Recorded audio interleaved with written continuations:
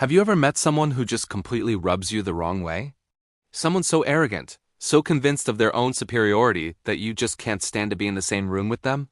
Today, we're diving into a story about a man who had to deal with exactly that, but in a way that will completely surprise you. This is the incredible tale of Reggie Burke. Reggie Burke was, by all accounts, a man who lived life to the fullest. In colonial India, he was the life of the party. He could ride any horse, dance all night, and was always up for an adventure. But from 10 in the morning to 4 in the afternoon, he was Mr. Reginald Burke, the sharp, capable manager of the Sindh and Sialkot branch bank. He was brilliant at his job, trusted by his directors, and respected by his clients. He had this amazing ability to switch between fun Reggie and business Reggie in the blink of an eye. People who played polo with him one day would be stunned by his shrewd professionalism, the next when asking for a loan. Life was good for Reggie. Until the directors in Calcutta decided to send him a new accountant, a natural curiosity from England named Mr. Silas Riley. Riley was a piece of work. He was a lanky, raw-boned Yorkshireman, brimming with a special kind of savage self-conceit that only Yorkshire can produce. He'd worked his way up to a cashier position in a small English bank and believed he was God's gift to finance. He saw Reggie as a feather-headed idiot, wasting his time with rowdy army friends and parties. He couldn't stand Reggie's youth or his confident air. Riley was constantly telling Reggie how to run the bank, based on his limited experience in the north of England. He had no idea that banking in India, with its complex local loans and diverse clientele, was a completely different world. Reggie, for his part, tried to be patient. He knew Riley was delicate, suffering from a chronic lung problem, and he often told himself that the man's horrible attitude was probably half due to the constant pain in his chest. The two just couldn't get along. Riley would sulk, referring to himself as a pillar of the bank, and Reggie would tear his hair out in frustration. Things got worse when Riley's lung complaint flared up, leaving him sick for weeks at a time. This just dumped more work on Reggie, but honestly, he almost preferred it to the constant friction when Riley was well. The bank's directors eventually got wind of Riley's frequent illnesses. The truth was, Riley had been appointed because a powerful politician needed a favor from his father. But with his father now gone and a director wanting to promote his own candidate, the board decided Riley had to go. An accountant who was sick half the year was a liability. They wrote a letter to Reggie, informing him that Riley would be given 1 month's notice and that a new, more competent accountant was on his way. That evening, Reggie sat down to read his mail. He opened the letter from the directors.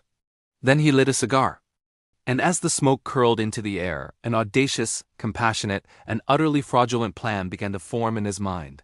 He took the official letter of dismissal, and he hid it. Then he went in to talk to Silas Riley.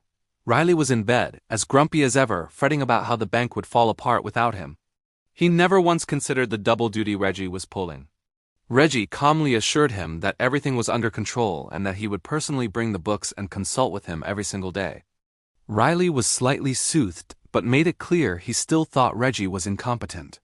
Reggie just humbly accepted the criticism, the director's letters of high praise sitting secretly in his desk. A few days later, the official letter of dismissal for Riley arrived. Reggie intercepted it and tucked it away with the first one. Every evening, after a long, grueling day of running the bank single-handedly, Reggie would go to Riley's room. He'd present the day's accounts, sometimes even tweaking the figures to make them look more pleasing to the bedridden accountant. Riley would just snarl, convinced the bank was heading for ruin. As Riley's health declined, his anxiety grew. He asked if the directors had noticed his absence. Reggie, without missing a beat, told him they had sent the most sympathetic letters, hoping for his speedy recovery.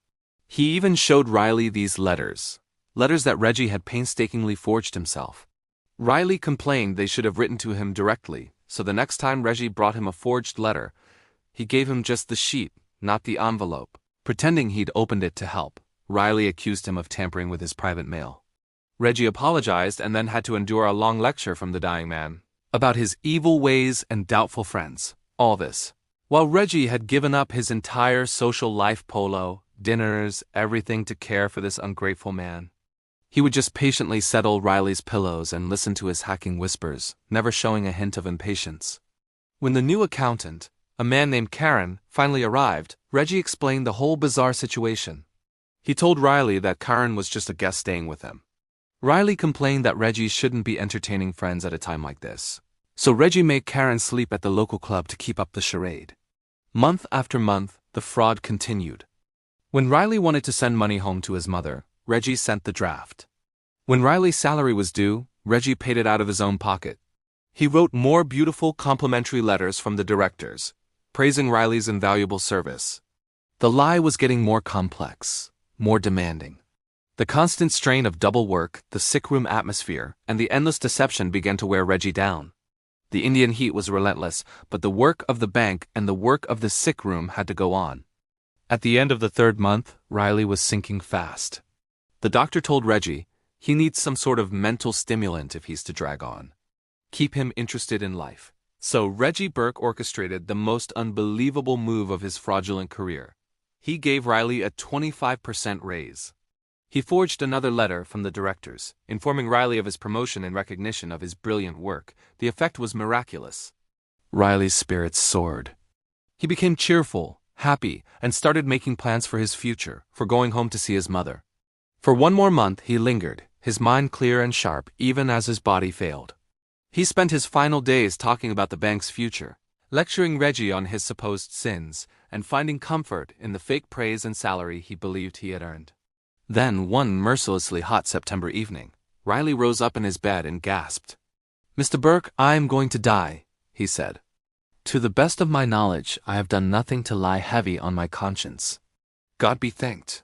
He asked Reggie to send his last month's salary to his mother. His last words were about the bank mistaken policy and how he could have done great things. Then he turned his face to the wall and was gone.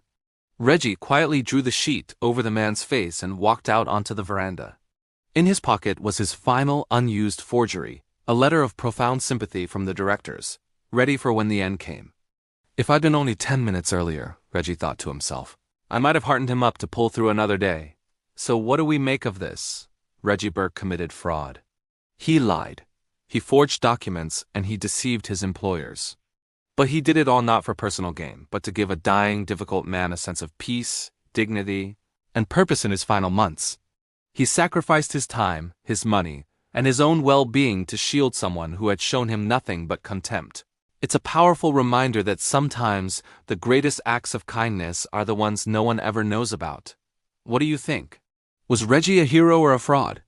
Let me know your thoughts in the comments below. Thanks for watching, and if you enjoyed this story, don't forget to like and subscribe for more. See you next time.